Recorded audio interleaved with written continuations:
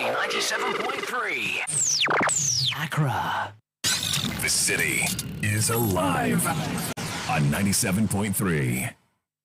Go for gold and bet risk-free on the new season with Betway. Use the golden booking code found on the Betway site to bet on selected match week and get 100% back as a free bet on any losses. You always get more with Betway. Regulated by the Gaming Commission of Ghana. No under 18. Terms and conditions apply. Betway. Get way more.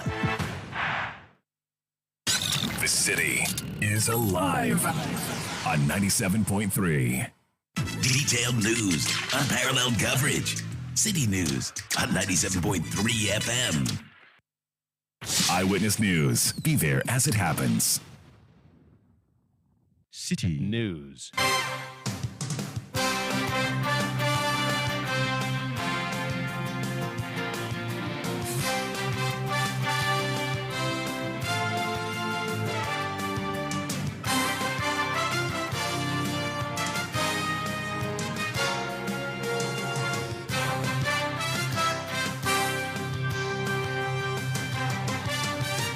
It's 17:30 GMT. This is Eyewitness News on 97.3 Citi FM. My name is Umaru Sanda Amadou, and tonight I'm here with Hawa Idrisu Mustafa. And coming up over the next 90 minutes, Ghana's future oil proceeds mortgaged by the Akufo-Addo government for at least the next 5 years. That's a shocking claim being made by former Deputy Minister for Power. We'll be hearing from him and the government's response. Also coming up, 5 students of T.I. Ahmadiyya School in Gomuapotin in the Central Region arrested for inflicting cutlass wounds on colleague students in a reprisal on campus. And later, on Eyewitness News, that grant in human enterprise was state-sponsored and deliberate, and its benefits are clearly interwoven with the present-day economic architecture of the nations that designed and executed it. Reparations must be paid for the slave trade. President Akufo-Addo addresses the United Nations General Assembly, making demands for reparation to be paid for the atrocities of the slave trade. And still on Eyewitness News, this is actually on point blank. On Eyewitness News, still we'll be looking at the pressure group that is planning to descend on the seat of government tomorrow to protest over what it calls corruption and misgovernance of the nation by the Akufo-Addo administration. Stay with 97.3 Citi FM for more on this and many other stories on Eyewitness News. And in business, Ghana's economy sees 3.2% growth in second quarter of 2023. That's in 50 minutes from the Citi Business Desk. Eyewitness News is live across Ghana on a number of affiliate stations across the globe. We are on citynewsroom.com. We are also on YouTube. We are on Facebook. And we are interactive. Join us on WhatsApp 0549 986 996 0549 986 996. Let me share with you a list of stations you can listen to us if you're living the national capital. Adwinpa 100.7 FM in Takwa, Sky Power 93.5 FM in Takrady, Beach 105.5 FM in Takrady, all of them in the Western region. In Bono region on Greener 95.9 FM in Sunyani. We are on Focus 94.3 FM in Kumasi, Orange 107.9 FM in Kumasi as well, both of them in the Ashanti region. We are also in the Volta region on Revival 99.3 FM in Tajevu, VOV Radio on 95.7 FM in Hohwe. We are also on Radio Bimbila on 91.9 FM in Bimbila in the Northern region. In Upper East, we are on Quality 88.7 FM in Garu. If you go to the Upper West region, we are on Tungsung 97.3 FM in Wa, as well as Jirapa 96.1 FM, also in Jirapa in the Upper West region. Eyewitness News is live across the country on a number of those affiliate stations, and a host of other stations are just tune in and identify the Eyewitness News jingle plus the interviews, and you do know that you're listening to relevant radio always. Let's talk about the energy sector now. There's some news emerging. The minority side in Parliament is making a claim that the government of Ghana has mortgaged our future, at least the oil of Ghana, to a company. And it says that what is happening is not right. Let's speak to ranking member on the Mines and Energy Committee of Parliament, who was a Deputy Minister of Power in the Mahama government, MP for Yapeko, John Chinapo. You're welcome to Eyewitness News. Thank you very much. What is this story that you're sharing with Ghanaians today? You would recall that GNPC presented their work program to Parliament. And in the work program, they sought to seek approval to raise an amount of $620 million. The parliamentary resolution, which was made public, was categorical that Parliament could not just grant that approval, and that the details of the agreement, the terms and conditions, the structure, interest rate, and everything should be properly laid before Parliament in accordance with Article 181 of the Constitution for consideration. We have picked credible information with documentary evidence that, contrary to the resolution of Parliament at a meeting held on 14th September at the instance of the President, GNPC is proceeding to raise an amount of 431 million United States dollars without parliamentary approval. And we've made the agreement public. Read the entire agreement. Nowhere in that agreement is it mentioned that they will require parliamentary approval. And in such an agreement, I've been a minister before. If the parties intend that they will require or seek a parliamentary approval, it will be explicitly stated in the agreement. It is not there. Indeed, some board members have indicated that that is unconstitutional and that they will not be part of it. And I want to thank those board members. Moreover, this issue of JOHL, you recall that PIAC raised a serious issue about JOHL. When GNPC appeared before Parliament, we insisted that unless and until the shares of JOHL are transferred to GNPC as was intended, we will not approve their work program. They brought documents on the very last day Parliament was sitting, and the chairman can testify that indeed they have transferred the shares. So how come this same JOHL is being used today to raise 400 million and above? But even more importantly, the agreement states that the whole of our 10 fields, all the oil from the 10 fields, including royalties, will be mortgaged for the next 5.5 years to repay this facility at SOFR rate plus 9.5% interest. It says further that a minimum of 318 million barrels of oil would be dedicated for this loan facility. As we speak, GET Fund has been mortgaged. In fact, if you look at GET Fund's annual budget, it's virtually non-existent because this government has mortgaged it. As we speak, Road Fund has been mortgaged. This government has been insisting on mortgaging our gold mineral resources. And today, as if that is not enough, after all this borrowing and taking this country into a state of bankruptcy, you still want to borrow over 400 million on the back of future oil receipts. I mean, how can you do this? Umaru, it's most unfortunate. I think that well-meaning Ghanaians should speak against this. Is it a loan that is yet to be contracted or it has already been contracted? I have a board memo, and I'll share that with you. I'm keeping all these documents. I've released the agreement itself. I've released the parliamentary memo. I have a memo signed by the chief executive seeking for board approval to sign. That is where some of the board members raised issues and said this is unlawful. If we do not stop them in their track, they will do that. But even read the agreement very well. They are trying to retire another $150 million. It did not come to Parliament in accordance with Article 181. So they have a track record of sidestepping Parliament and going about an illegality. And we asked them, the 150, where is the parliamentary approval? When did you lay it before Parliament? Provide the evidence.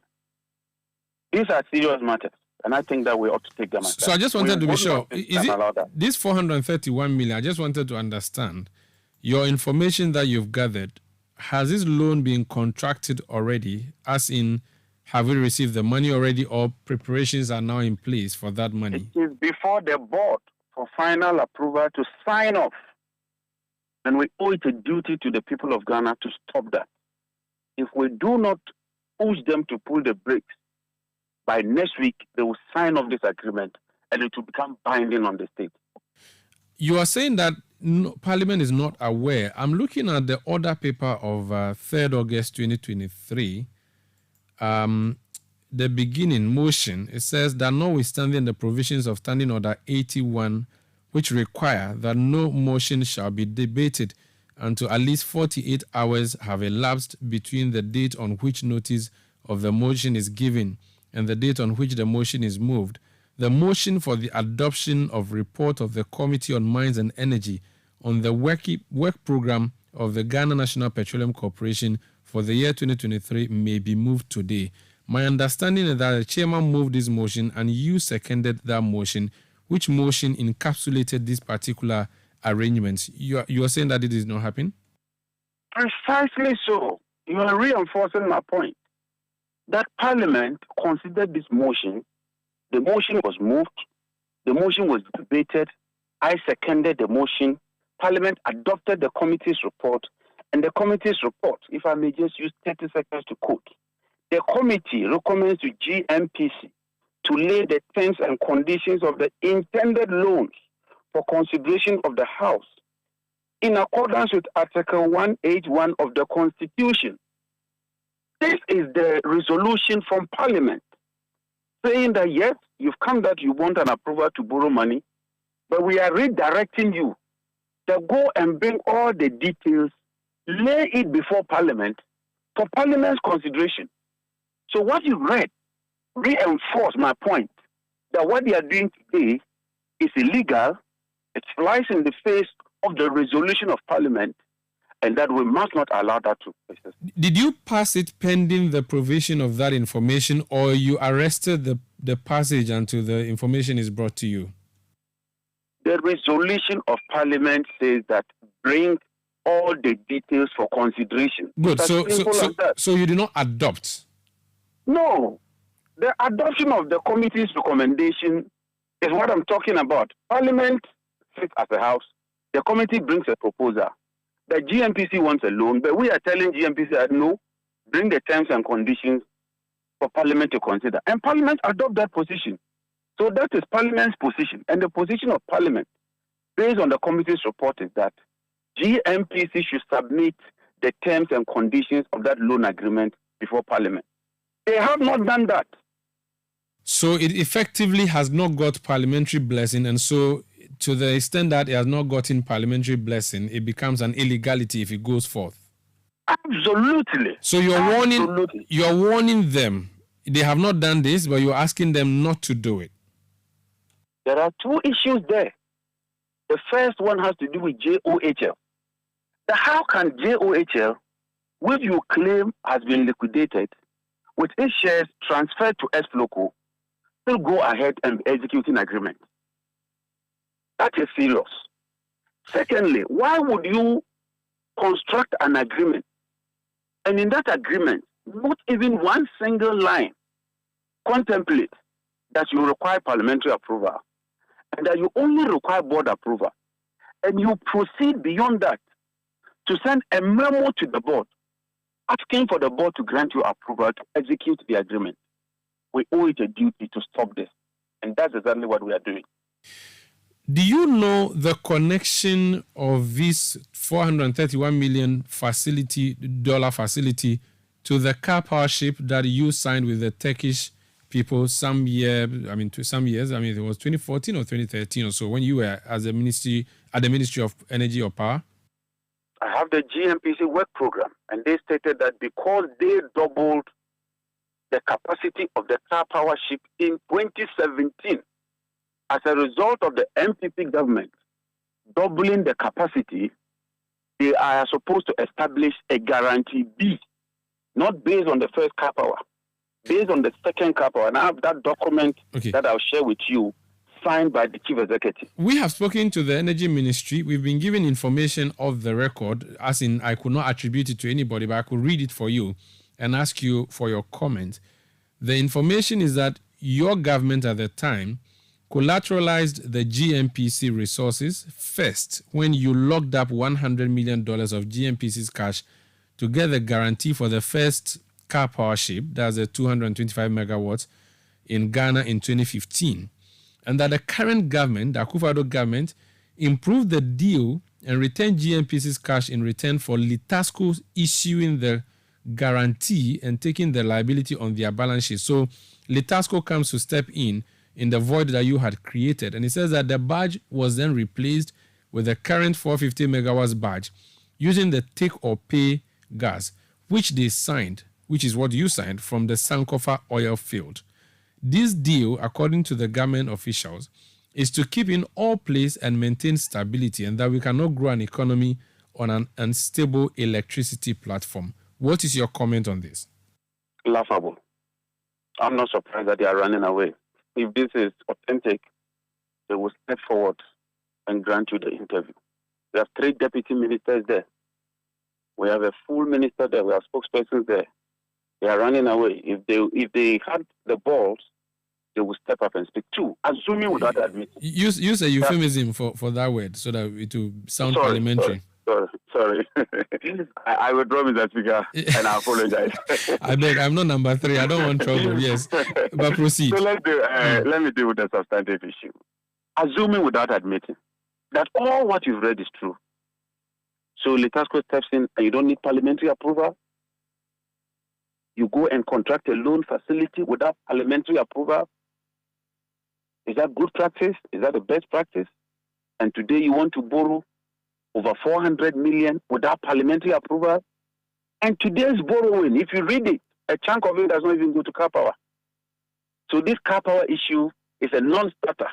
I've read the current contract that they intend signing.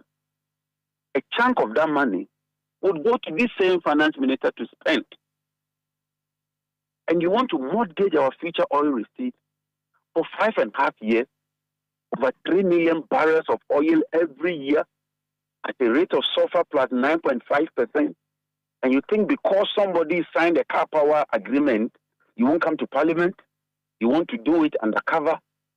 If these board members had not put Ghana first, and they decided that they will also be parochial, and they proceeded to execute this agreement, will it be good for the Republic of Ghana? If it is so good, why don't you bring it to Parliament so that the people of Ghana can commend you for doing something good? This is nothing but a red herring. Okay, can Parliament order an institution like GMPC to bring an agreement of this nature before it for ratification, or you can only observe from afar and you would be helpless in this situation? First of all, if Parliament did not have that power, GMPC won't come to Parliament.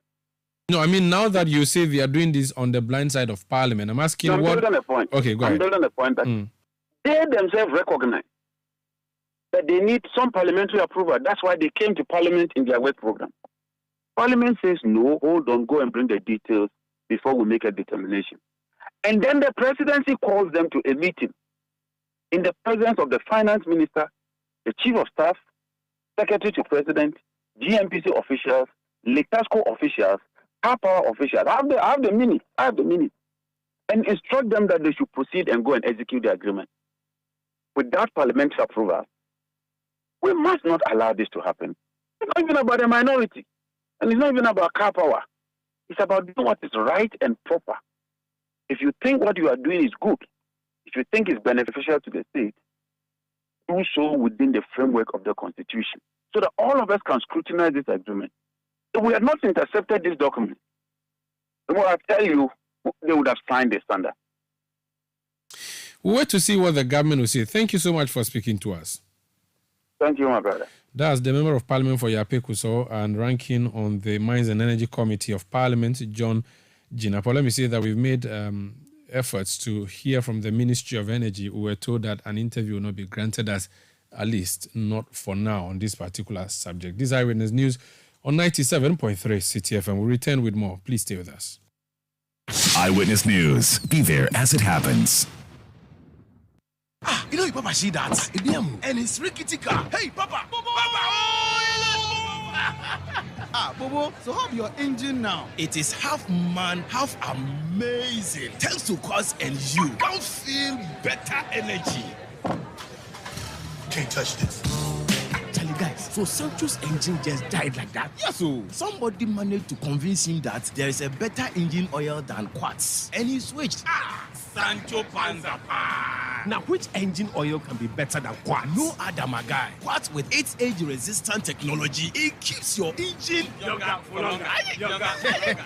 Now you know. Have you guys seen the new bottle design? It's superb. Quartz 9000 from Total Energies there improves fuel efficiency. Why do you think Mr. Mane and Logoso have taken the Quartz Nation movement World Cup like that? Sorry. Quartz. Keep your engine younger for longer. Technology is shaping the workforce of the future. Are you job market ready? Looking for a career change or want to get into the tech space? The place to start is with ALX. ALX, an Africa Leadership Group initiative in partnership with the MasterCard Foundation, is developing a talent pool within the technology sector.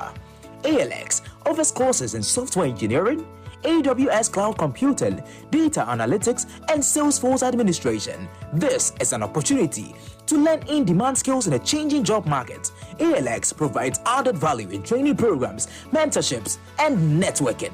Apply now and get started on your dream career. Visit www.alxafrica.com to register before the deadline of 12 September 2023. Let your voice be heard on Eyewitness News on Facebook at facebook.com/City97.3, Twitter at twitter.com/City973, and Instagram at instagram.com/City973 with the hashtag Eyewitness News. Yeah, welcome back. Let's do some other stories now. And one person has reportedly died, with many injured and hospitalized after land guards shot at wood sellers at Ofankomu's timber market in the Gan North municipality of the Greater Accra region. The incident, according to eyewitnesses, occurred early this morning.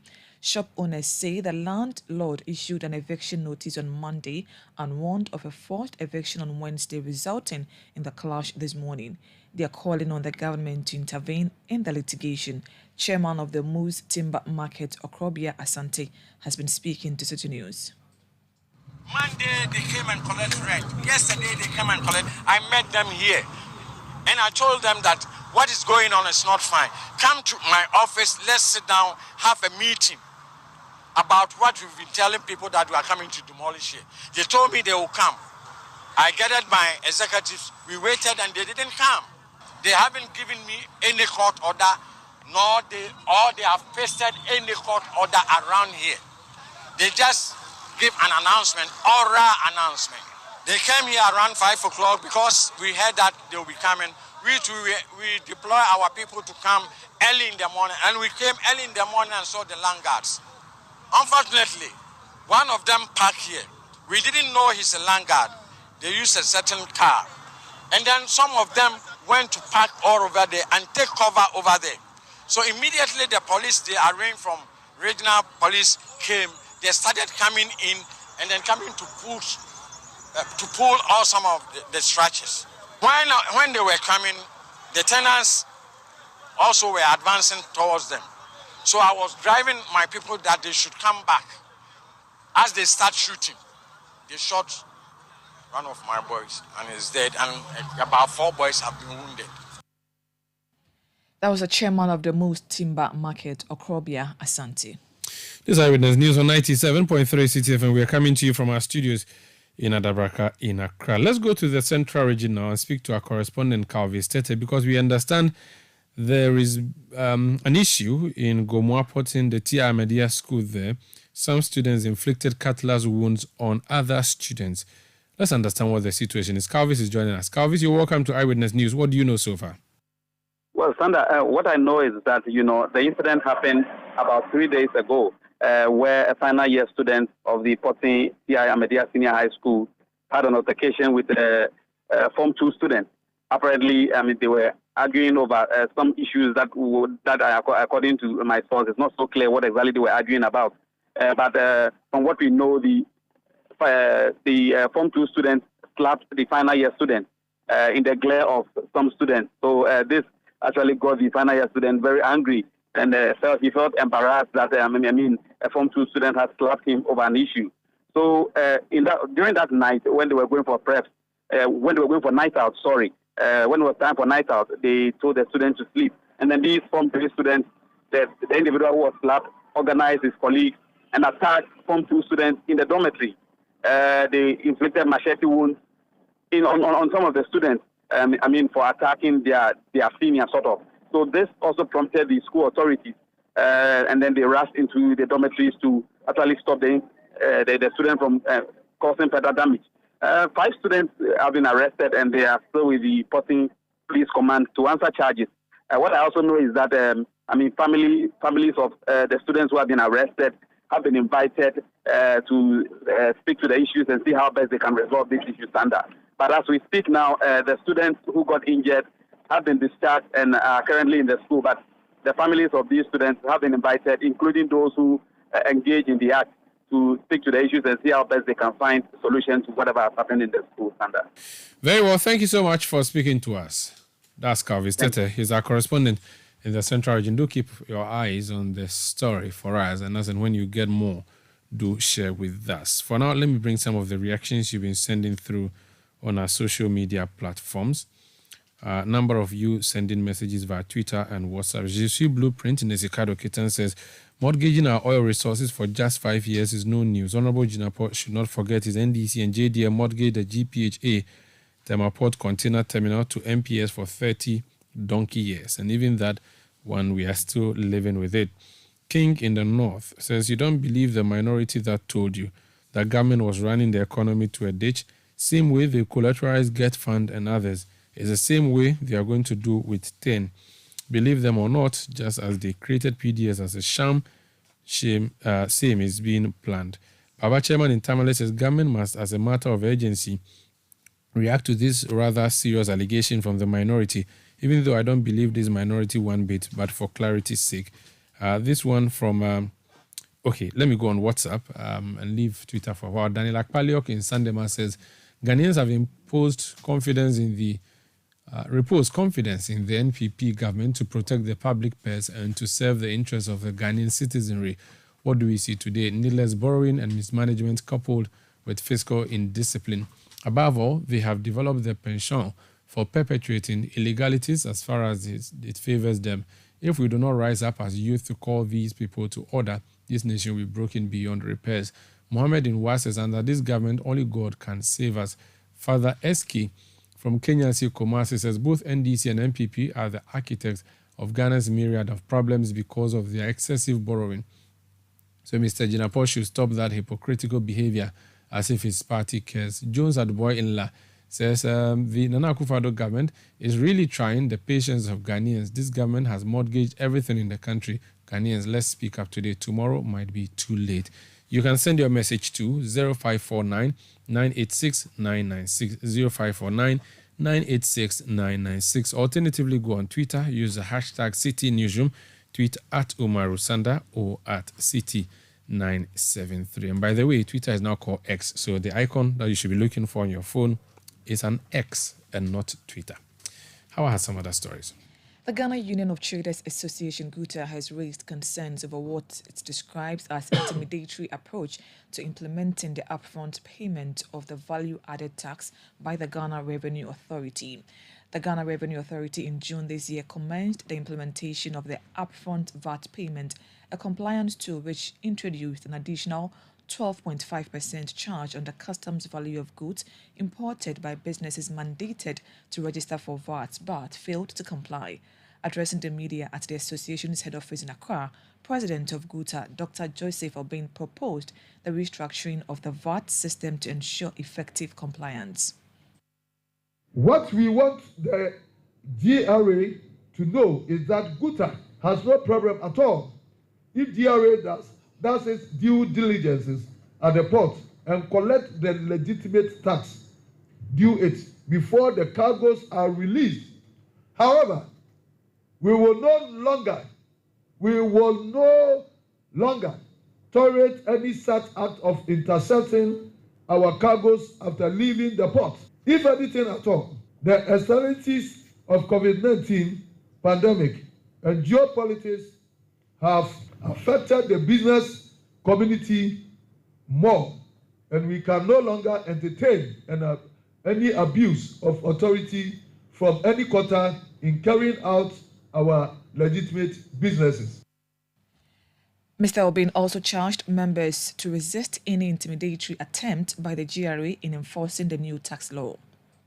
We are by this press conference resolved that until the right structures are put in place for the VAT system to ensure proper compliance and also proper due diligences being done at the port for legitimate clearance of goods, we are not going to play victims and allowing ourselves as pupils to be played, but resist henceforth any further attempt of harassment from any quarter. I want to take this again. That we are by this press conference resolved that until the right structures are put in place for the VAT system to ensure proper compliance and also proper due diligences being done at the port for legitimate clearance of goods, we are not going to play victims and allowing ourselves as pupils to be played, but resist henceforth any further attempt of harassment from any quarter coming from DRA. We therefore entreat any trader who encounters such intimidation and harassment to first and foremost resist and report to the leadership of the trading community. That was the president of GUTA, Dr. Joseph Obin. Our civil society organizations against the illicit trade and use of tobacco have called on the country's security and monitoring agencies to properly police the borders to prevent the smuggling of tobacco into the country.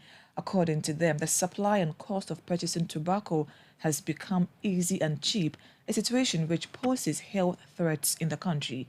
Speaking on the sidelines of a stakeholders meet on Ghana's NEAT assessment mission in Ghana on the protocol to eliminate illicit trade in the tobacco product, Executive Director in charge of programs at Vision for Alternative Development, Labram Musa, said if effective protocols are put in place, the sale and use of tobacco will be kept. The issue is serious to the extent that we have a lot of illicit products, in the country, especially at the border towns, and as civil society organization, we have noticed that a lot of these products are coming from Togo, from Burkina Faso, and also from, Ivory Coast, and this is making the tobacco product very cheap in the market. And can you believe that a stick of tobacco product in the country is costing about 30 to 50 pesos. This is dangerous, and we are told that, tobacco is one of the most deadly products in the world. It's a huge challenge, and I'm happy that at least we are beginning to assess the situation so that at least we can get some level of, implementation efforts, and I think that's why I'm happy that at least this meeting is being convened, just to be able to have some end, to all these troubles of illicit trade. That was the Executive Director of Programs at Vision for Alternative Development, Labram Musa. The Chairman of the Public Accounts Committee of Parliament, James Kluchi-Aveji, has issued a caution to metropolitan, municipal and district assemblies regarding the renewal of contracts with waste management firm Zoomlion due to a perceived absence of tangible benefit. During the Public Accounts Committee hearing in Ho in the Volta region, Honorable Aveji emphasized that Parliament had officially endorsed the non-renewal of the waste management company's contract. Additionally, the committee also suggested a thorough review of the current agreement with Zoomlion. This recommendation arises from concerns that many assemblies lack transparency when it comes to the terms of their contract with the company. Here are excerpts of today's proceedings. Now, I'm told that there is a clause in the contract that gave automatic renewal unless you the assembly will communicate to the company the intention not to renew it. So go back and read your contract document and then make reference to that clause, inform Zoomlion that when the contract expires, you will not renew it again. Because you're not deriving any benefit from that. You are just wasting that money. Thank you, Madam Uche. Parliament has approved that, okay? And from what they have just told us, I'm alarmed. I don't know whether it's applicable to the other districts. Because based on the economic conditions, as he said, the rates could be reviewed. But Chairman, I'm wondering whether we should also recommend a general review of the existing agreements. Because otherwise, the conditions could change anytime based on what they see. So, Chairman, my suggestion is that we should also make a general recommendation that even the existing agreements should be reviewed if what they are saying is applicable to all the other assemblies. The contract are two. We have the fumigation, and then we have the sanitation improvement package, SIP. We recommended for non-renewal for the fumigation. Definitely, that is what it's going to be. But once we're not going to renew the fumigation one. He is making a proposal that will take a look at the SIP for these adjustments being done by the company without involvement of the assembly. So it's something that he's proposing. We will discuss it further. Right, Chairman, you see, the assemblies treat Zoom Lion the same way they treat their revenue collectors. That's a problem. Every assembly over here has a contract with Zoom Lion, but if you go there and you ask them, most of them don't know where the contract is. They don't know what is in it. So the issue is, whether it's Zoom Lion or anybody else, when they sign the contract, they don't even know how many of the sweepers they are supposed to have. They don't know how many dumpsters they are supposed to have. They don't know how many trucks they are supposed to have. So it's the same way any other company, they will treat it just like they are revenue collectors. Unless somebody comes to jump on them, they don't know where to clean, nothing. And I can bet you guys don't know how many sweepers you are supposed to have. So, Chairman, the assemblies also need to take some responsibilities. Make sure you know what the contract is and follow up on it, make sure the job is being done.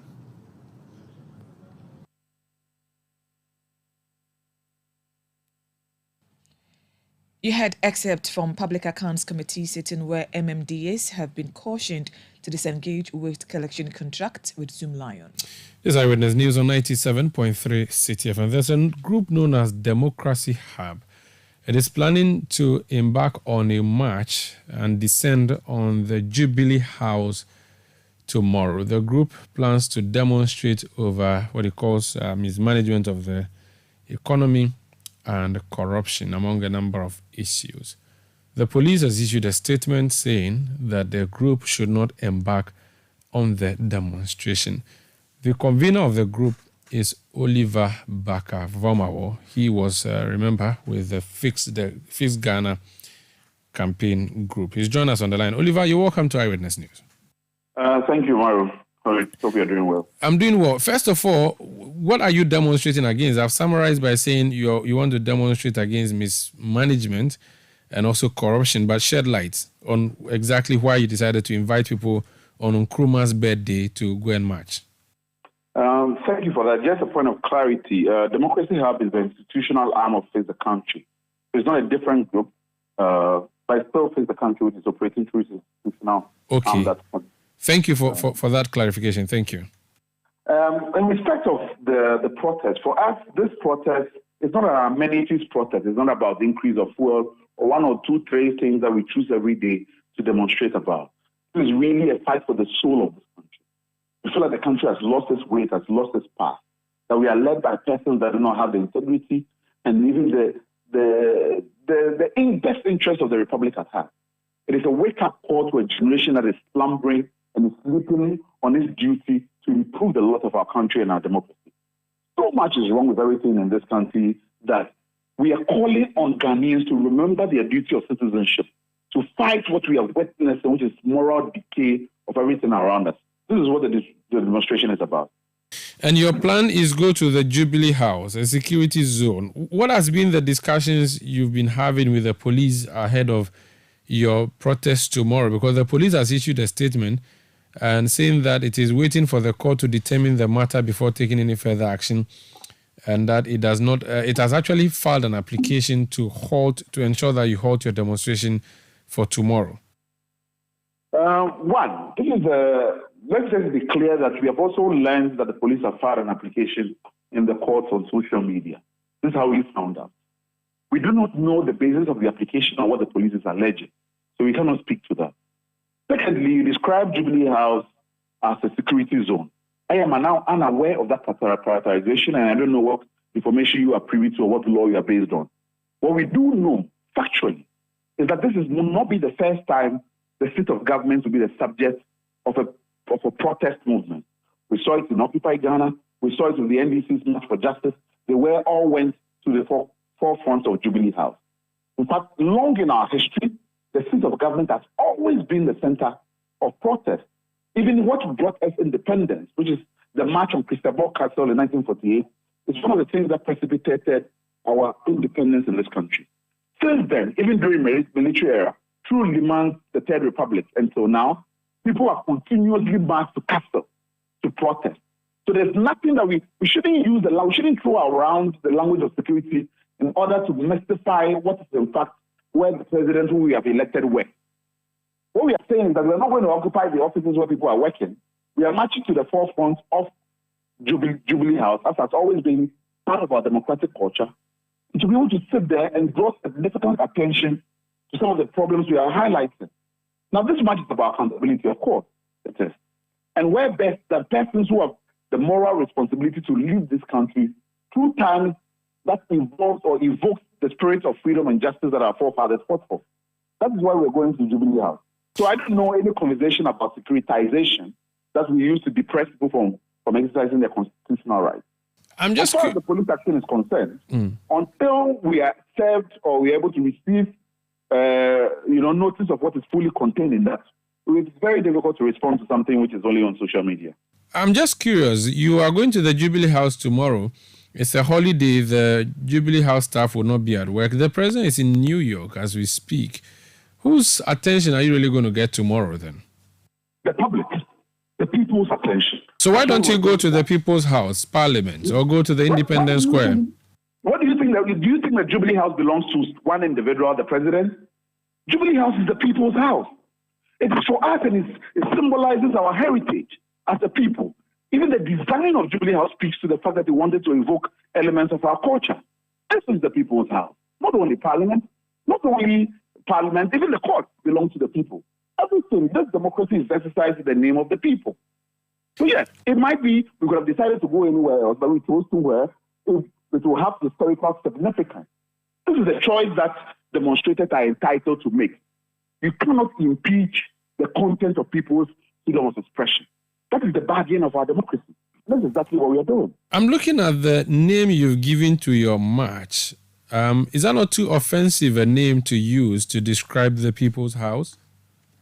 You see, you've been in this job for quite some time, and you would agree that every poll that is focused on corruption perception in this country has always named one institution as the most corrupt institution in this country.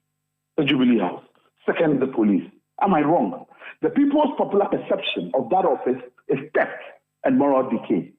Are you telling me that it's undemocratic to call the house by what it is known for? That's what we are doing. And in fact, our democracy admits of ridicule. And ridicule is part of constitutional rights and how you hold people accountable. It long goes in our culture to ridicule people as part of holding them to account. You are inviting people to demonstrate tomorrow. The police says no one should heed your call because it has filed this application and awaiting action. And it's actually urging you, the organizers, to respect the due process. Are you going to respect the due process and hold on tomorrow?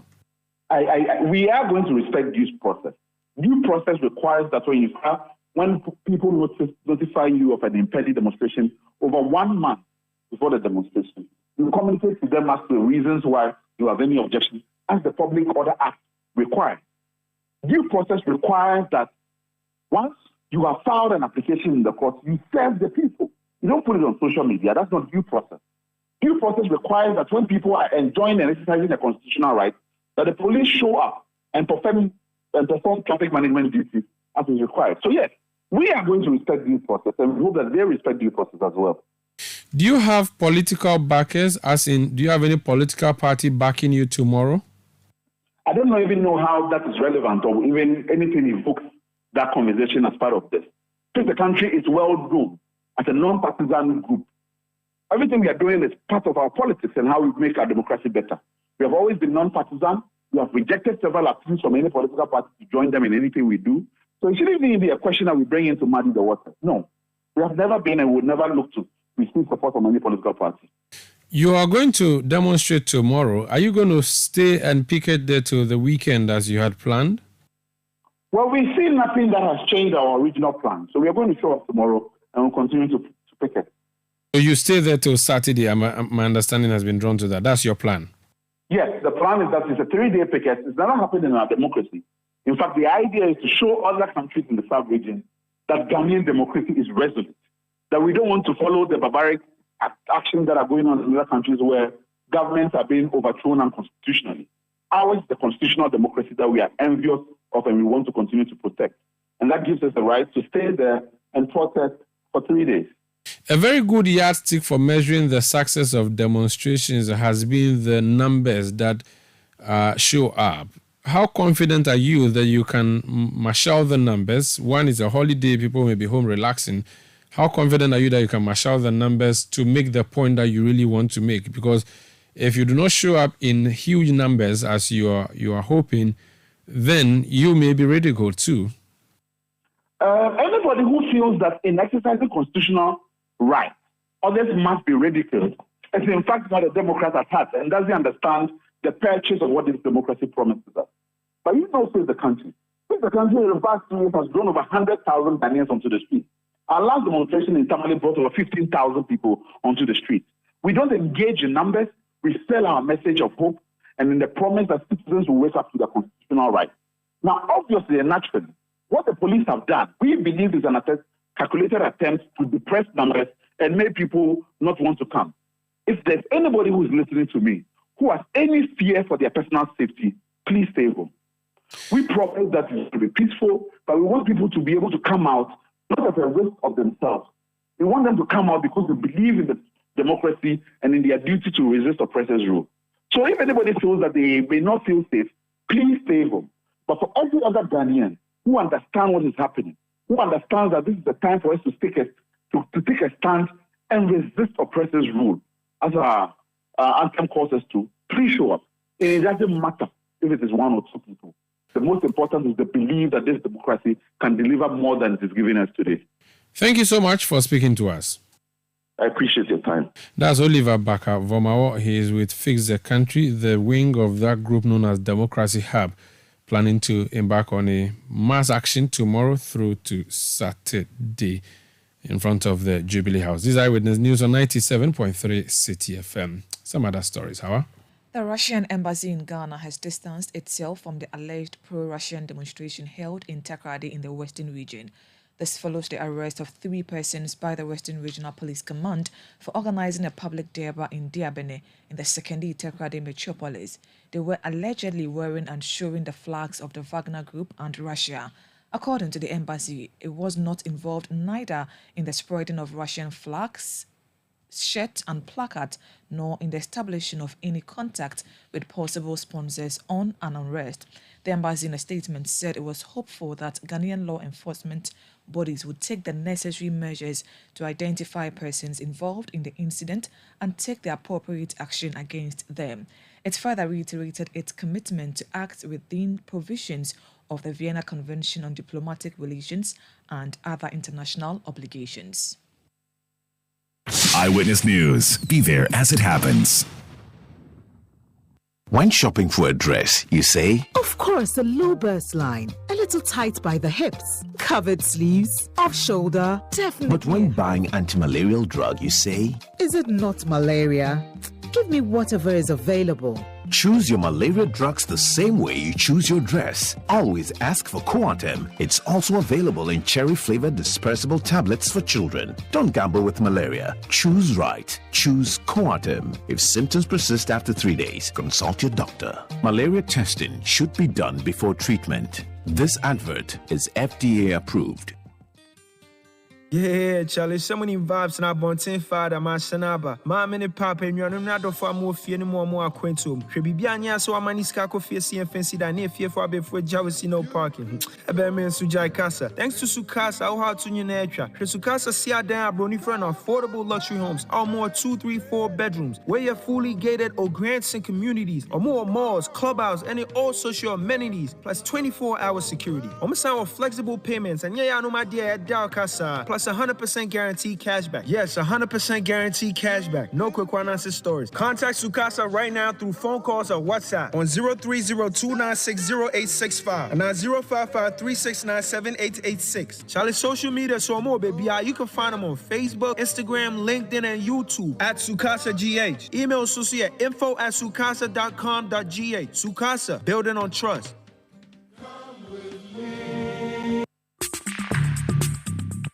Let your voice be heard on Eyewitness News on Facebook at facebook.com/City97.3, Twitter at twitter.com/City973, and Instagram at instagram.com/City973 with the hashtag Eyewitness News.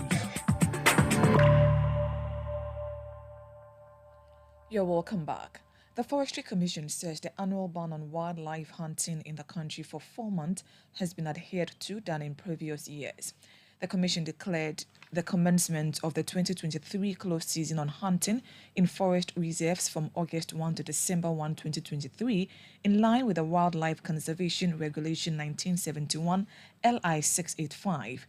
During the 4-month period, activities such as capturing, hunting, and trading of wildlife animals except grasscutter are prohibited. Speaking to City News about the ban, the Public Relations Officer of the Wildlife Division of the Forestry Commission, Ernestina Edumia Eni, says the compliance level has been smooth so far. We think it's been good as compared to previous years. It's because we have done a lot of sensitization. We've done a lot of sensitization on the media. We've done some in print media. We have done some on social media. And we have seen that if you go along the roads where they usually trade in this bushmeat, they are doing the right thing. Most of the places, I won't say all, but most of the places, we are sure that they are doing the right thing because it's only grass cutters that you find. And then most of these groups I'm talking about organized groups. So those ones, they are adhering to the laws because we have also met with them and sensitized them or created awareness on the ban. So they are aware that they are not supposed to sell any other animal but grass cutter during this period, which they are adhering to it. So if you see any unusual, like you see anybody selling any other wild animal on the road, then it means that the person is not within the organized group. It means that they are those that, go once a while, capture, sell, and then leave the scene. But most of our organized group hunters, group bushmeat traders, and chop bar operators that we know are adhering to the law. But that doesn't mean that we are not continuing with the monitoring. We are doing a lot with monitoring in various districts and various regions, and we are ensuring that people are in compliance with the law, which is the Wildlife Conservation Regulation LI 685. So we are on it. We are still monitoring to ensure that people are just using grass cutter and not any other wild animal. Ernestina Edumia Eni also added that the Commission will not hesitate to arrest and prosecute persons found to be flouting the law. It's a serious offense to sell any other wild animal except grass cutter. It's a very serious offense. And you know that all wildlife, if you don't know or if the public does not know, all wildlife in this country are protected by law, which is the Wildlife Conservation Regulation LI 685, which states that at this period, which is from 1st August to 1st December, the only wild animal that can be traded in, that can be sold, or that can be captured, or that can be hunted, it's only grass cutter. So yes, so if you don't adhere to the law or you are not in compliance with this law, then it means that you have to be arrested and sent to the police station, and then you'll be sent to court So at the court, all the offences that you have made is what the judge will look at and then give you the charges and then also let you know which fine you are supposed to pay. So they have to count your charge to give you the sentence or to let you pay a fine. So it's either you pay a fine or you are being sentenced or you do both, depending on your charges. That was the Public Relations Officer of the Wildlife Division of the Forestry Commission, Ernestina Idumia Eni. Now, after Citi News exposed the dire condition of the Anlo Afiedenigba Health Center in the Keta municipality of the Volta region, compassionate individuals have stepped forward to donate beds and plans are in motion to renovate the facility. The Anlo Afiedenigba Health Center has long suffered from deteriorating infrastructure and a chronic shortage of essential medical supplies, severely hampering its ability to provide adequate healthcare services. Desmond Ago, our Volta regional correspondent, reported on this distressing situation, prompting a response from concerned citizens. Gilbert Kobla Kekley is the assembly member for the Anlo Afiedenigba Jehe Ablame electoral area, and he has been speaking to Citi News about the development. As an assembly member for the area, those areas we need to pay more attention quickly, that the bed issue where male, female and children, they have one ward. At least as a health center is to have a female ward, male ward and then children ward. So the issue is not about bed, so they need hospital bed to be used. I also heard about the maternity ward where they also need beds. Within the shortest possible time, the issue about the beds will be resolved, where we look forward to resolve other issues. I also listened to an issue about the poor ventilation, where I think they need some proper windows to be installed and all that. The lab also needs air conditions in order to help the equipment they use there to be safe, to be in safety custody. And so within the shortest possible time, the issue about the bed will be resolved. That was Assembly Member for the Anlo Afiedenigba Jehe Ablame electoral area, Gilbert Komla Kekley. Eyewitness News. Be there as it happens. Let your voice be heard on Eyewitness News on Facebook at facebook.com/Citi97.3, Twitter at twitter.com/Citi973, and Instagram at instagram.com/Citi973 with the hashtag Eyewitness News. Get the details. Every significant financial transaction, every market movement, and all the policies that affect your business. Citi Business News. Be informed. Time now for Citi Business News on Eyewitness News, powered by your most comprehensive business news website, citibusinessnews.com. My name is Hawa Idrisu Mustafa. Details of our stories now. Provisional estimates from the Ghana Statistical Service indicate that Ghana's economy expanded by 3.2% in the second quarter of 2023. The real GDP, when adjusted seasonally, increased in quarter two of 2023, but was 0.1 percentage point lower than what was recorded in the first quarter of 2022. Here is government statistician Professor Samuel Kobna Enim with a further breakdown of the GDP figures. From a non-oil perspective, we equally recorded a growth rate of 3.2% between the second quarter of 2022 and the second quarter of 2023. This indicates a 1.6 percentage point slowdown for the period 2021 quarter 2 relative to 2022 quarter 2.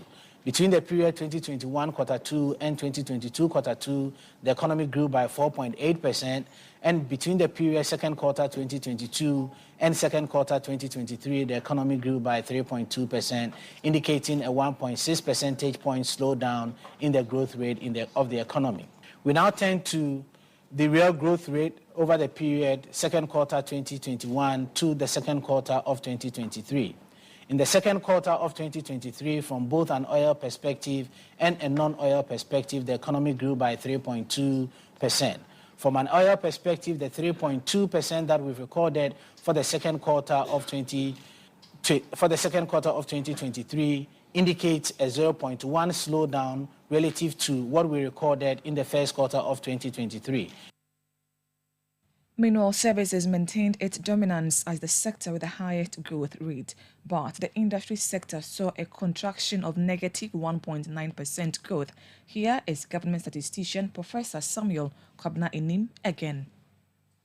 From a sectoral point of view, using the GDP at basic prices, we continue to see the dominance of the services sector, which has a share of 44.6% for the second quarter of 2023, followed by the industry sector 32.8% and the agricultural sector 22.6%. The 44.6% share of the services sector that we recorded for the second quarter of 2023 indicates a slowdown in its share, as the first quarter of 2023 indicated a share of 47% for the services subsector. Turning to the growth rate across the different sectors, the agricultural sector for the second quarter of 2023 grew by 6.0%, and also the services sector grew by 6.3% for the second quarter of 2023. While we saw a growth rate for agricultural and services sector, respectively 6.0 and 6.3% for the second quarter of 2023, the industry sector contracted by 1.9% for the second quarter of 2023. We had a government statistician, Professor Samuel Kwabena-Enim. Now more from the GSS, because it has announced that the producer price inflation for the month of August 2023 fell marginally to 28.3% from the 32.9% recorded in July 2023. Producer price inflation is the average price of goods and services received by domestic producers for their production activities. The marginal drop from 32.9% to 28.3% for August 2023 represents a 4.6 percentage point decrease in producer inflation relative to the rate recorded in July 2023. According to data from the Statistical Service, electricity and gas, water supply, sewage and waste management, transportation and storage, and mining and quarry recorded the rate above the national average, while information and communication activities recorded the lowest rate of 11% in August 2023. The construction sector, however, recorded an increase from 18.5% in July 2023 to 24.6% in August 2023. That was a Citi Business News Desk report on the latest PPI figures for the month of August 2023. Now, ahead of the announcement of a new policy rate on Monday, financial analysts are anticipating a stay in the figure. This, they believe, will further bolster the disinflation trajectory of the economy. It comes as the Monetary Policy Committee of the Central Bank holds its routine meetings to assess the state of the economy. The committee, at its last meeting in July 2023, increased the policy rate by 50 basis points to 30%. In an interview with Citi Business News, Courage Boti, research lead at GCB Capital, suggested that given the easing of inflation to 40.1%, it is expected that the policy rate will be maintained. Inflation came down from 3 consecutive months of increase, a decline in August, and a decline by about 3% to now 40.1% or so. That is largely due to the impact of the new harvest season, which normally between August and September would impact inflation. So we can reasonably expect that food inflation and by extension overall inflation for September could also reduce. And if we go into the fourth quarter, even if petroleum prices are simmering or rising marginally over the last few pricing windows, it appears the main pull factor for inflation in quarter four will be a favorable base drift, which we expect to be more pronounced in quarter four, really. So the expectation is that inflation will continue to decline. If that is the case, I don't see the incentive for further tightening. And so for the September meeting, which is ongoing, and November, I expect that the Monetary Policy Authority will hold the policy rate where it is. And if inflation declines sufficiently as we should expect it to, maybe in quarter one, potentially March, monetary policy may pivot and you may begin to see marginal cuts in the rate if the trend of inflation continues and there are no exogenous shocks to that outlook, really. That was research lead at GCB Capital, Courage Boti. The Ghana Union of Traders Association, GUTA, says the trading community will resist what it describes as harassment by officials of the Ghana Revenue Authority. Now, the GRA, as part of its tax enforcement and compliance exercise, closed several shops and businesses that failed to comply with tax obligations. However, GUTA laments that this move by GRA amounts to intimidation. GUTA President Dr. Joseph Obin states that the overbearing nature of taxes was contributing to the low tax compliance levels in the country. Addressing the press in Accra earlier today, the president of GUTA said the business community would no longer tolerate the oppression from GRA. We can no longer entertain any abuse of authority from any quarter in carrying out our legitimate businesses. As if that is not enough, GRA also goes further to frustrate members of the business community, especially traders, by sending what they call invigilators to sit in our shops and monitor our sales as if we are in a police state, which perceives business operators as criminals. With regard to the VAT invigilation, we detest the Rambo-style manner of infiltration and invasion of our privacy in our business premises by the GRA. What needs to be made clear is that the VAT system, which is a consumption tax, should be restructured to bring fairness, parity, simplicity, and affordability to ensure effective compliance as the only way forward to compel both the trader and the consumer to abide by the policy. Dr. Joseph Obin is president of GUTA. Now, government's numerous agricultural interventions seem not to be yielding the expected results as food insecurity remains high in northern Ghana. The 2022 Global Hunger Index has revealed that compared to southern Ghana, Ghana's northern regions have a higher prevalence of food insecurity. This is despite government measures to guarantee food self-sufficiency in accordance with Goal 2 of the Sustainable Development Goals, which hinges on no hunger. From planting for food and jobs, rearing for food and jobs, planting for export and rural development, Ghana Agricultural Sector Investment Program, to progress made in irrigation and agricultural marketing. These, among others, are some key government initiatives towards Goal 2 of the SDGs to end hunger, achieve food security, improve nutrition, and promote sustainable agriculture. The overarching aim is to address the problems of post-harvest losses, secure farmers' income, facilitate value addition, promote the Ghana Commodity Exchange, and enhance capacity to leverage the African Continental Free Trade Area. Per data from the government 2022 SDG report, the northern part of Ghana, which includes Upper East, Upper West, Savannah, Northeast, and Northern, has the highest prevalence of food insecurity at 23 to 49% compared to 4 to 10% in the southernmost regions.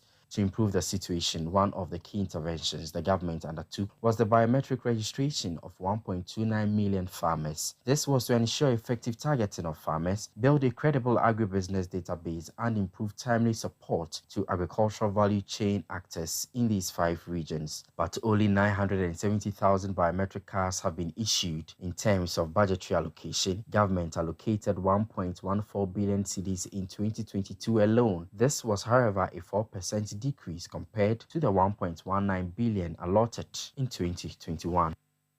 That was a City Business News Desk report. Now, the countdown is still on for the 2023 edition of the City Business Olympics, and with just 10 days more to that biggest corporate gathering, we zoom into activities for the showdown at the Eden Heights Sports Complex at Weija in Accra on September 30. In case your business organization is yet to register for the competition, take a listen to this.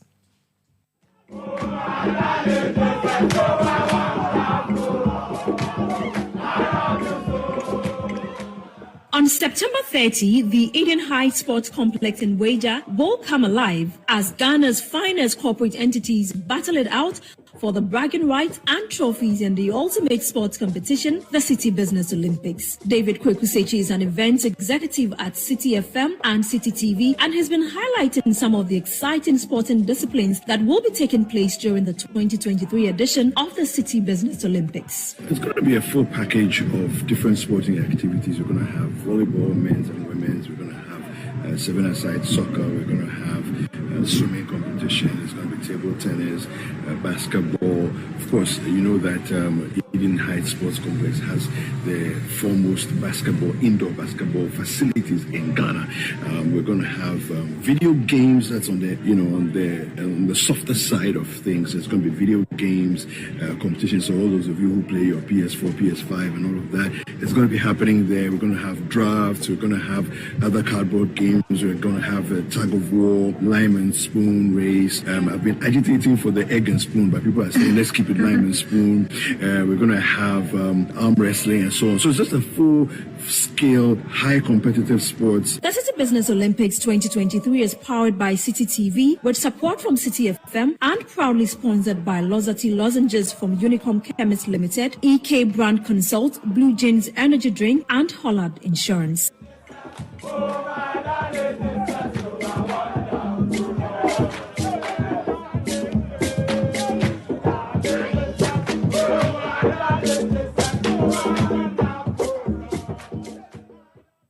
That was a report providing details of Citi TV and Citi FM's Business Olympics. Now, to participate, to register your company and participate, please call 0205 973 973, 0205 973 973, or 0558 973 973, 0558 973 973.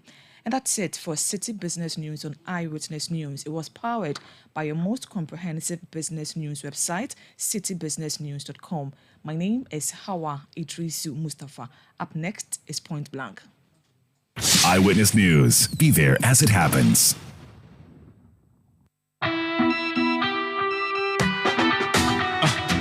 Season of the year, just in some points. Momo pay or you say Momo app. Send with ease and win big. You be merchant or you be Momo user. Momo season abanti send DVDR. Send DVDR. Momo season abanti send DVDR.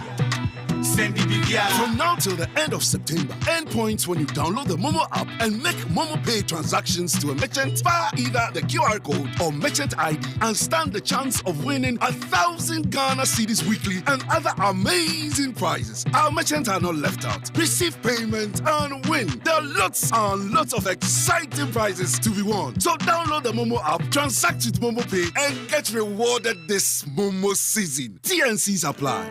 MTN. You know, Papa, see that? And it's rickety car. Hey, Papa! Papa! Bobo, so how's your engine now? It is half man, half amazing. Thanks to Quartz and you. Can't feel better energy. Can't touch this. Actually, guys, so Sancho's engine just died like that? Yes, so somebody managed to convince him that there is a better engine oil than Quartz, and he switched. Sancho Panza. Now, which engine oil can be better than Quartz? No other, my guy. Quartz with its age-resistant technology, it keeps your engine younger for longer. Now you know. Have you guys seen the new bottle design? It's superb. Quartz 9000 from Total Energies there improves fuel efficiency. Why do you think Mr. Mane and Logoso have taken the Quartz Nation movement World Cup like that? Sorry. Chairman. Quartz. Keep your engine younger for longer. Hello? My guy, tonight what's up? What be the agenda? Bro, we enter town. We go pick level for 1957 bar. Then we go pre-game for Osu. After we fit enter streets, hit Ali bar, then jam for some other side. But not necessarily in order. Last we will take the last show enter club. More options in order. You know see, but today be you the bill. Oh, you don't get problem. As I get Express Pay. With all your wallets and cards in one place on Express Pay, you get to chill and casa with no worries. Send money, pay bills, and transact effortlessly. Our 24/7 customer care is always available to assist you. Download Express Pay and enjoy life with the option of all options. Let your voice be heard on Eyewitness News on Facebook at facebook.com/City97.3, Twitter at twitter.com/City973, and Instagram at instagram.com/City973 with the hashtag Eyewitness News.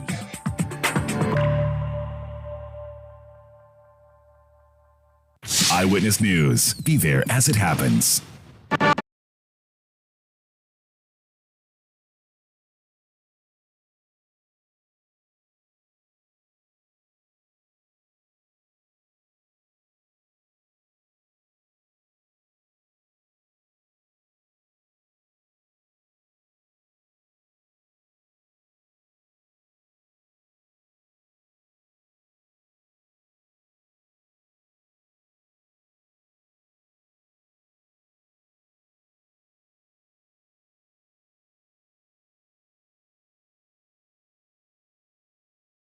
Point Blank on Eyewitness News. My name is Umaru Sanda Amado. Tonight on Point Blank, we'll take you to the United Nations General Assembly, which has convened in New York in the United States of America. Presidents of the world have been delivering their messages to the Assembly. Today was the turn of Ghana's Nana Addo Dankwa Akufo-Addo. He delivered a speech which captured a number of issues, including the SDG goals and how we are dealing with them, plus the very controversial issue of paying reparation for the slave trade. Let's listen to the President of Ghana, Nana Addo Dankwa Akufo-Addo. The choice of the theme implies that there's general acknowledgement that things are not what they ought to be in our world. The mutual trust among nations that is required to ensure harmony has considerably diminished. The cohesion that we need to build the peace and prosperity of our societies is disintegrating and nearing Cold War lows. We do not seem to have any common values on which we can all agree, nor common goals to which we all aspire. The fault lines are not just between poor and rich, or the South and North, or the developed and developing countries. Even within well-established and rich countries, the tensions over trade, climate, political boundaries, and geopolitical spheres of influence are palpable. Long-held definitions are being challenged, and sacred truths and beliefs are being questioned or discarded outright. And in some instances, the deliberate peddling of blatant untruths has become acceptable. This organization, the United Nations, under whose auspices we, the nations of the world, are gathered for the annual review of the world, was established in the belief that our common humanity would be the overriding consideration in dealing with the problems that would invariably arise when we deal with one another. There is no doubt that the organization has achieved a great deal in its 78 years of existence, of which we can all be justifiably proud.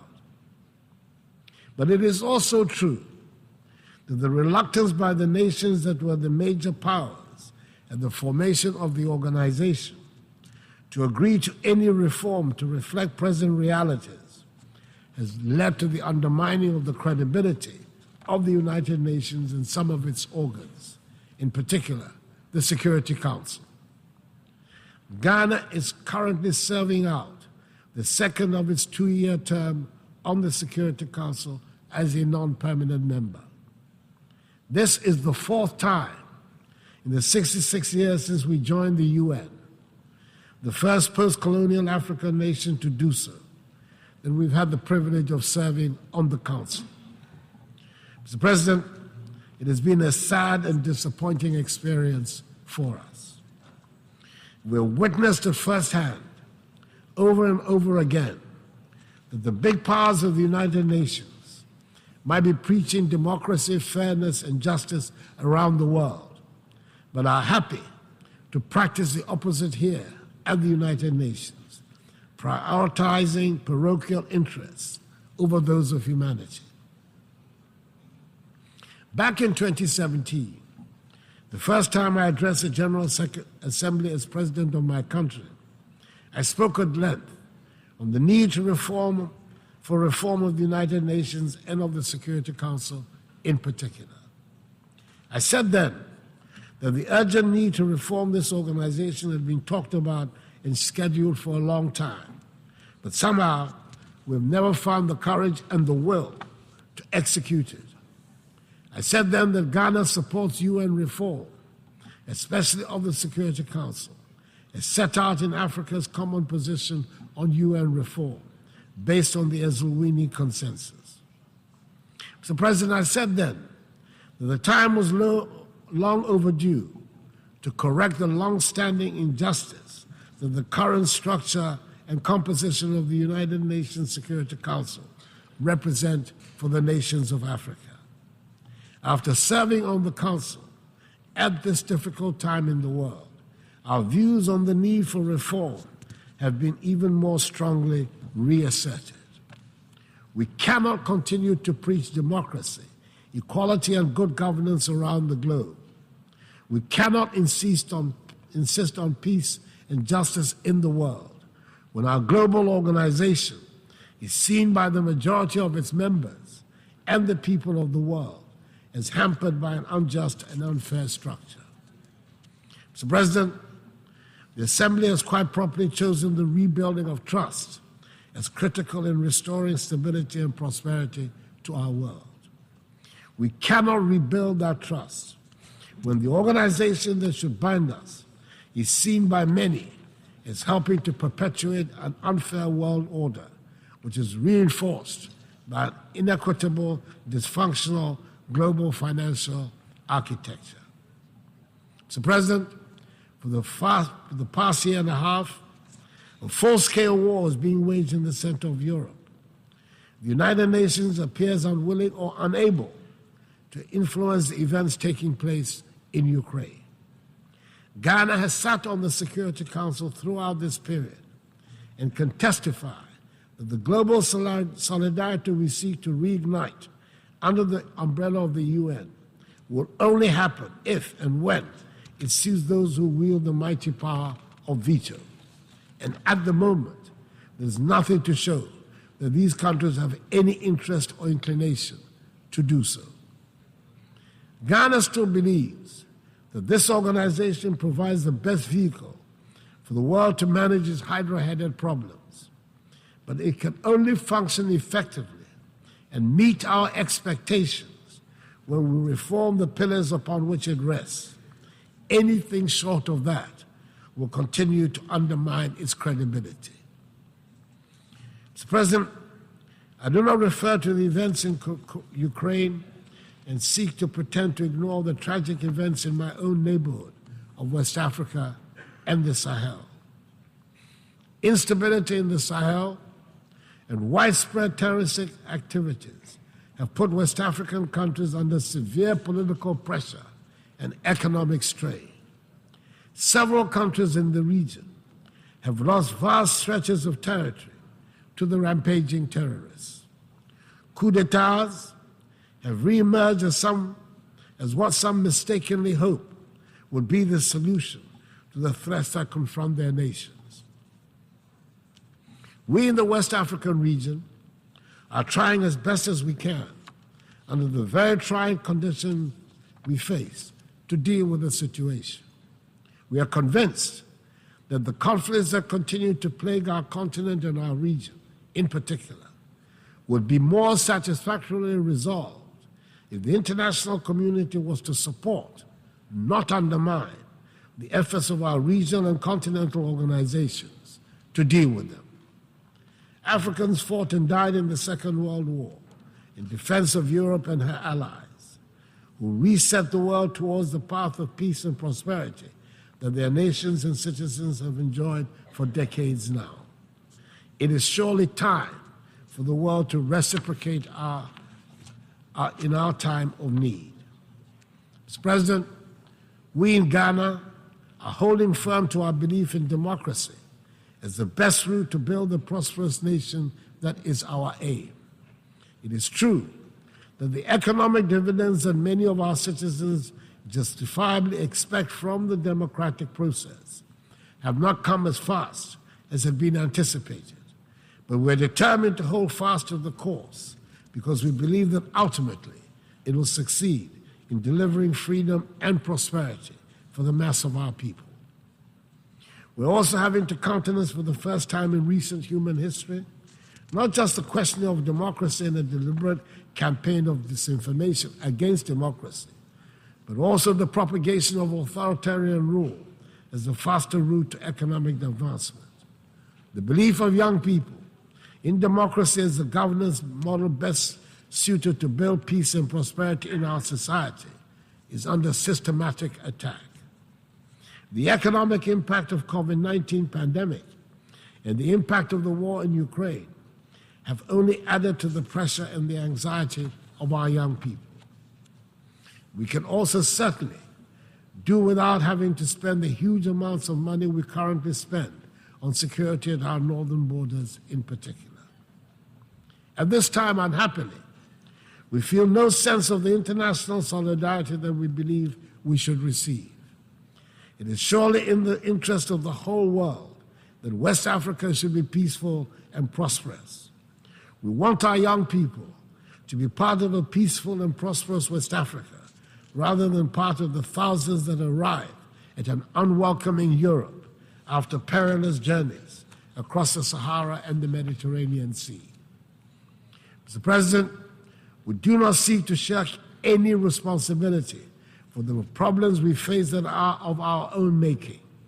And it bears repeating that we are not craving for sympathy, and we do not want to be a scar on anybody's conscience. But we cannot, and the world should not pretend that the present-day economic and social conditions of Africa have nothing to do with the historical injustices that have fashioned the structures of the world. It is time to acknowledge openly that much of Europe and the United States have been built from the vast wealth harvested from the sweat, tears, blood, and horrors of the transatlantic slave trade and the centuries of colonial exploitation. Maybe we should also admit that it cannot be easy to build confident and prosperous societies from nations that for centuries have their natural resources looted and their peoples traded as commodities. For centuries, the world has been unwilling and unable to confront the realities of the consequences of the slave trade. But gradually, this is changing, and it is time to bring the subject of reparations firmly to the fore. Granted, the current generations are not the ones that engaged in the slave trade, but that grand inhuman enterprise was state-sponsored and deliberate, and its benefits are clearly interwoven with the present-day economic architecture of the nations that designed and executed it. Reparations must be paid for the slave trade. No amount of money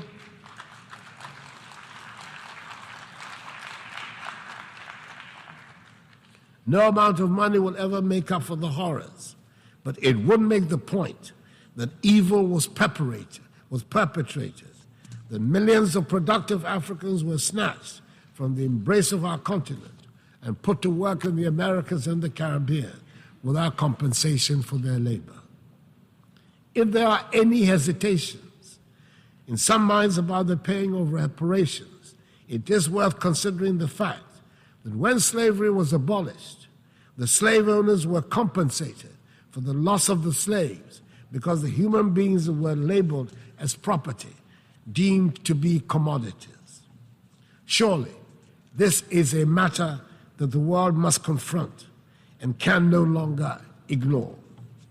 The African Union has authorized Ghana to hold a global conference on the issue in November in Accra. It is probably also the time to return to that vexed subject of illicit financial outflows out of the continent of Africa. I refer to the report of the panel chaired by the highly respected former South African President Thabo Mbeki on the illicit flow of funds from Africa, which states that Africa is losing annually more than 88 billion United States dollars through illicit financial outflows. Yes, those monies too must be returned to the continent.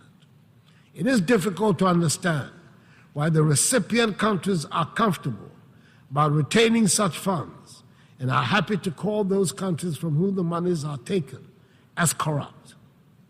I believe that a joint task force of the African Union Commission and the OECD Secretariat under the auspices of the United Nations should be charged to find ways of stopping the damaging outflows. Mr. President, before the pandemic, we, like many other parts of the world, were making progress with the 17 SDGs, and we had good reason to believe we would achieve the 2030 target. Today, the picture we have on our performance is not very bright.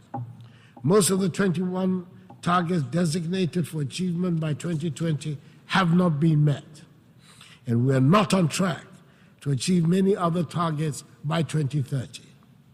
According to the 2023 SDG report, just 12% of the SDG targets are on track to be achieved. Progress on 50% of the targets is weak. The most disappointing part is that we have stalled or retrogressed more than 30% of the targets. We need to accelerate action on the entire project. Mr. President, it is within our capacity to turn things round. A good start would be to make the needed changes to the structures of our organization. Then we can rebuild trust and reignite global solidarity. Mr. President, I thank you for your attention.